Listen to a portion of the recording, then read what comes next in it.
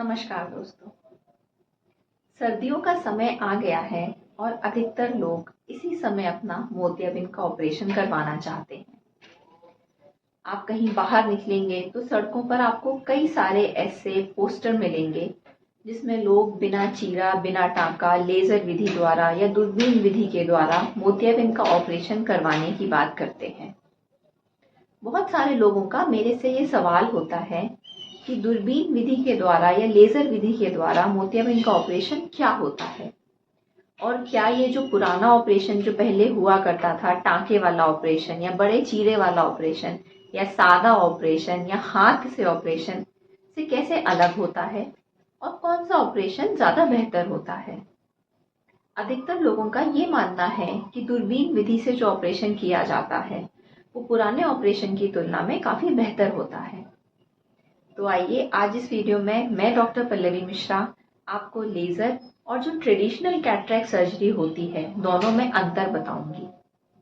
मैं आपको ये जानकारी दूंगी कि जो पहले जो ऑपरेशन चलता था, बड़े चीरे वाला या सादा ऑपरेशन या जो हाथ से किया जाने वाला ऑपरेशन था, वो आजकल जो दूसरी विधि प्रचलन में है जिसको हम लोग लेज़र वाला, दूरबीन वाला, बिना चीरा, बिना टाँके वाला, इस ऑपरेशन से कैसे अंतर होता है।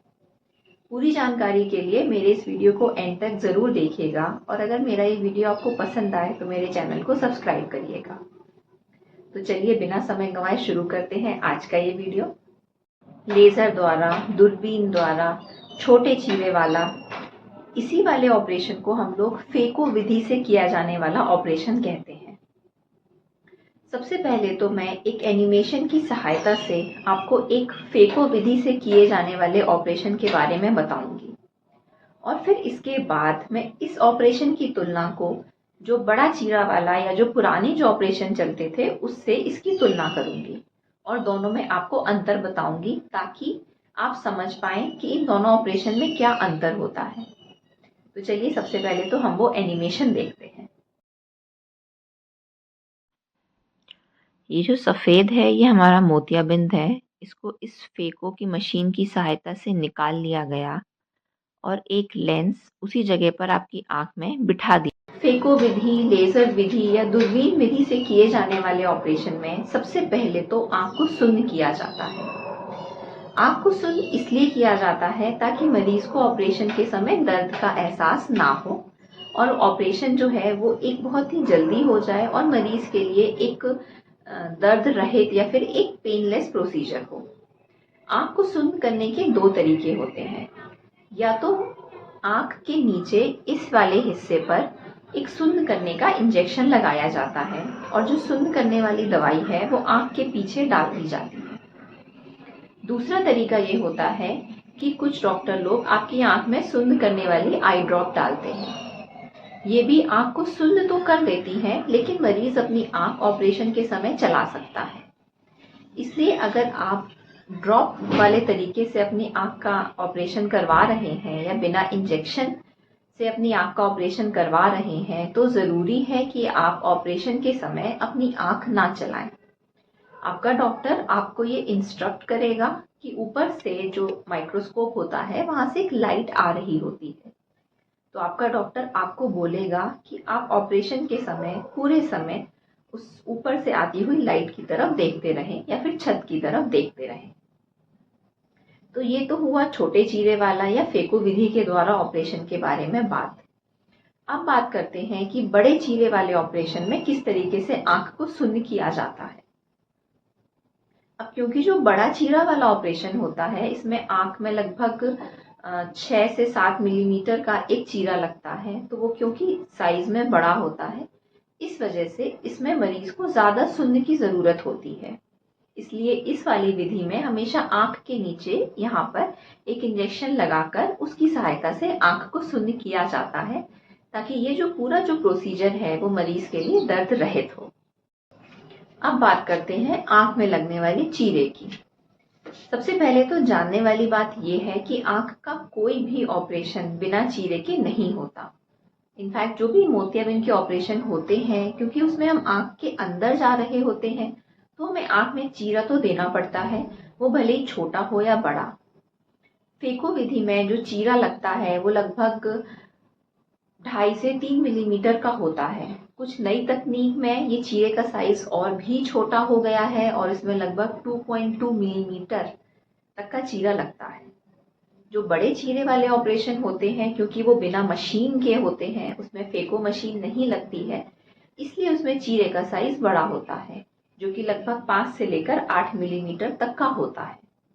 तो इसीलिए इन दोनों ऑपरेशन का नाम इस तरीके से रखा गया है कि छोटे चीरे वाला ऑपरेशन और बड़े चीरे वाला ऑपरेशन। अब हम बात करते हैं आंख में प्रयोग होने वाले लेंस की। अब क्योंकि जो फेको विधि होती है उसमें आंख में एक छोटा चीरा लगता है, इसलिए जो लेंस हम आंख के अंदर डालते हैं वो पहले उसको हम फोल्ड कर लेते हैं, ऐसे मोड़ लेते हैं, और उसके बाद उसको आंख के अंदर डाल दिया जाता है और वो अंदर जाके खुल जाता है, जैसा कि आप इस वीडियो में देख सकते हैं।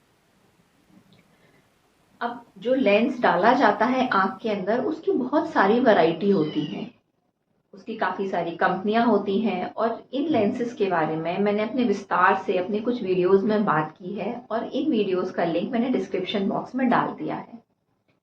तो फेको विधि से होने वाले ऑपरेशन में किस तरह का लेंस आप अपनी आंख में डलवा सकते हैं, कौन सा लेंस आपके लिए सूट करेगा, इसकी जानकारी, इसके बारे में विस्तार से जानकारी आप इन वीडियोस को देखकर प्राप्त कर सकते हैं। अब बात करते हैं कि जो बड़े चीरे वाला जो ऑपरेशन होता है उसमें किस तरह का लेंस डाला जाता है। बड़े चीरे वाले ऑपरेशन में एक ऐसा लेंस डाला जाता है जो कि मुड़ता नहीं है, इसीलिए हम लोग उसको रिजिड लेंस कहते हैं। ये लेंस सीधे आंख में डाल दिया जाता है, उसके लिए इसको मोड़ने की जरूरत नहीं होती है, क्योंकि इसमें जो चीरे का साइज है वो बड़ा है।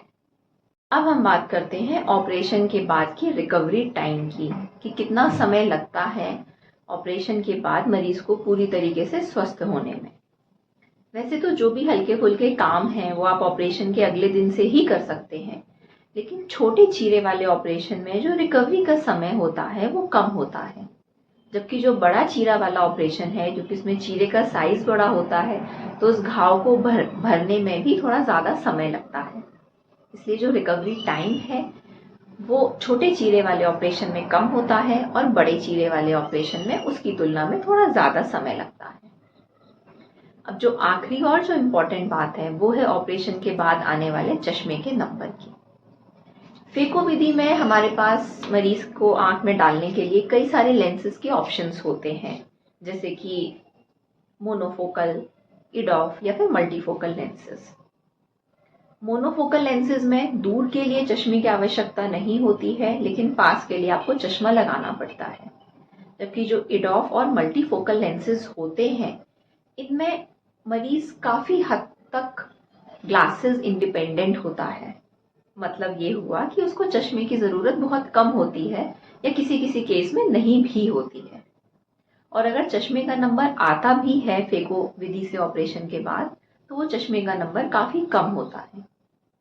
जबकि अगर हम बड़े चीरे वाले ऑपरेशन की बात करें, कि क्योंकि चीरे का साइज बड़ा होता है, इस वजह से चश्मे का नंबर भी ऑपरेशन के बाद ज़्यादा आता है, और ऐसे केस में मरीज को पास के लिए लगभग हमेशा ही चश्मा लगाने की ज़रूरत पड़ती है, और कई केसेस में दूर के लिए भी चश्मे का नंबर आता है।